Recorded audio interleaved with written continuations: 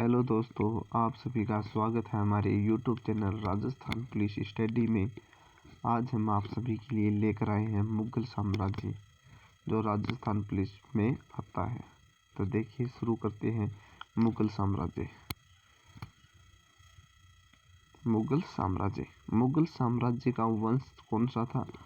चगताई तुर्की वंश था। इसका संस्थापक था बाबर और इसका वास्तविक संस्थापक था अकबर। इसका जो मुगल साम्राज्य था उसका अंतिम शासक कौन था? बहादुर शाह द्वितीय उसका अंतिम शासक था। सबसे लंबा शासनकाल मुगल साम्राज्य में किसने किया? अकबर ने किया, 49 वर्ष 8 माह और 11 दिन। फिर द्वितीय नंबर पर औरंगजेब ने 48 वर्ष 7 माह और 11 दिन। अब सबसे कम शासन किसने किया? तो सबसे कम शासन रफ्यूजात ने 3 माह 7 दिन किया। उसके बाद रुपयुद्दौला ने 3 माह और 11 दिन किया। अब जो मुगल साम्राज्य उसमें हिंदू माँ की कितनी संतानें थी? तो हिंदू माँ की 5 संतानें थी उस समय। एक था जहांगीर, दूसरा था शाहजहां, बहादुर शाह प्रथम, बहादुर शाह द्वितीय और अहमद शाह। ये 5 हिंदू माँ की संतानें थी। अब देखिए, बाबर शासक बनता है कब? 1526 में। अब बाबर का जन्म होता है 14 फरवरी 1483 को परगना में बाबर का जन्म होता है।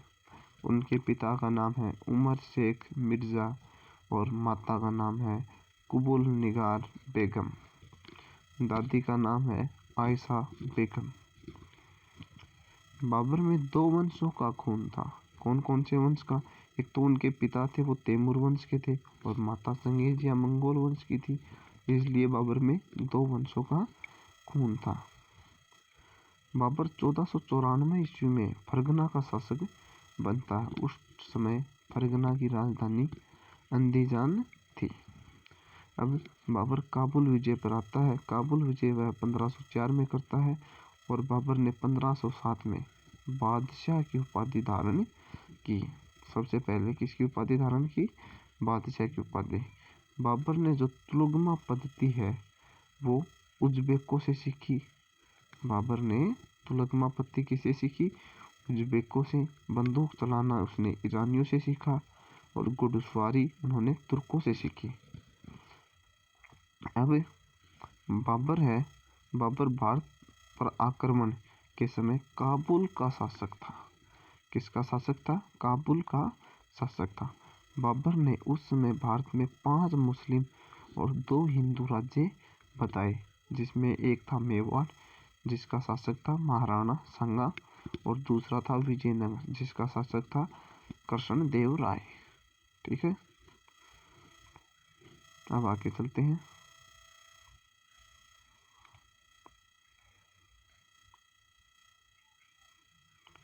बाबर ने विजयनगर को उस समय का शक्तिशाली राज्य बताया कि उस समय जो 5 हिंदू 2 मुस्लिम राज्य थे उनमें सबसे शक्तिशाली विजयनगर साम्राज्य था उस समय, जिसके शासक कृष्णदेव राय थे।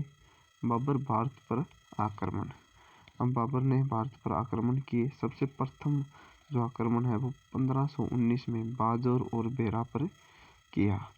बेरा भारत का एक प्रथम युद्ध था जिसमें बाबर ने तोपखाने का प्रयोग किया। बाबर ने भारत प्रथम आक्रमण यूसुफजाई जाति के विरुद्ध किया। कौन सी जाति के विरुद्ध किया? यूसुफजाई जाति के विरुद्ध। यूसुफजाई जाति का विरोध करते हुए, दमन करते हुए ही बिरबल की मृत्यु हुई थी, तो ये याद रखना आपको। अब बाबरनामा में 1505 में निगनहार जलालाबाद का आक्रमण भारत प्रथम आक्रमण बताया गया है। यानी भारत का प्रथम आक्रमण कौन सा बताया गया है? निगनहार या जलालाबाद आक्रमण। और अबुल फजल ने भी इसे भारत का प्रथम आक्रमण कहा है। अब आता है द्वितीय आक्रमण। द्वितीय आक्रमण बाबर ने पेशावर में किया 1519 ईस्वी को। इनका तृतीय आक्रमण हुआ सियालकोट में 1520 ईस्वी को। इनका चतुर्थ आक्रमण था वो था लाहौर और दीपालपुर में 1524 ईस्वी को। अब इन्होंने पानीपत का युद्ध किया। पानीपत का युद्ध किन किन के मध्य हुआ? इब्राहिम लोदी और बाबर के मध्य, जिसमें बाबर की विजय हुई थी। तो पानीपत का युद्ध कब हुआ? 21 अप्रैल 1526 ईस्वी को पानीपत का युद्ध हुआ। पानीपत बाबर का 5वां आक्रमण था। बाबर व इब्राहिम लोदी के मध्य यह युद्ध हो गया और इब्राहिम लोदी मैदान में ही मारा गया। यह एक पहला शासक था जो सल्तनत काल का जो मैदान में ही मारा गया था। अब है भारत का पानीपत प्रथम निर्णायक युद्ध था जिसमें तोपखाने का प्रयोग हुआ जो बाबर ने किया। बाबर के जो तोपची थे वो 2 थे। कौन कौन थे बाबर के तोपची उस समय? एक था मुस्तफा उमी और एक था उस्ताद उली। 2 बाबर के तोपची थे। बाबर ने तुलगमा व उस्मानी विधि का प्रयोग किया। अब ये तुलगमा पत्ती क्या है और उस्मानी विधि क्या है? तुलगमा पत्ती में जैसे कि 10,000 सैनिक है, 10,000 में 5,000 सैनिकों को तो बीच में रख देते थे और 2,500 को एक साइड और 2,500 को एक साइड। और जब ये 5,000 थक जाते थे तो इनको यहाँ पर लाया जाता था और इनको भी यहाँ पर लाया जाता था। तो ये कौन सी पत्ती थी? ये तुलगमा पत्ती थी। और एक थी उस्मानी विधि। तब ये उस्मानी विधि क्या थी? ये भी आपको मैं बता देता हूँ। बाबर ने अपनी जो वहाँ पर जो गाड़ियाँ थी उनको ऐसे लगा देता था। बाबर पहले ऐसे लगा देता था ऐसे, और फिर इनके बीच में से बंदूकें चलाता था या कोई भी तोप ताप थी वो चलाते थे। तो उसको बोलते थे उस्मानी विधि। जैसे सारी गाड़ियों को ऐसे लगा दिया और उनके बीच में जो जगह थी उससे वो चलाते थे बंदूक और तोप। तो वो क्या थी? उस्मानी विधि थी। ठीक है।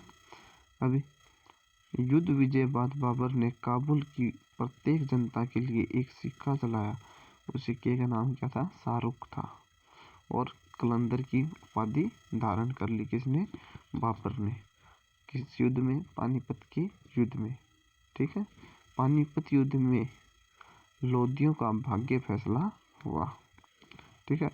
रसब्रूक कहते हैं कि पानीपत के बाद बाबर के भटकने के दिन समाप्त हो गए। तो आज का हमारा ये चैप्टर यहीं पर समाप्त होता है। अगर आपको हमारा ये चैप्टर अच्छा लगे तो हमारे वीडियो को लाइक, शेयर एंड सब्सक्राइब ज़रूर करें।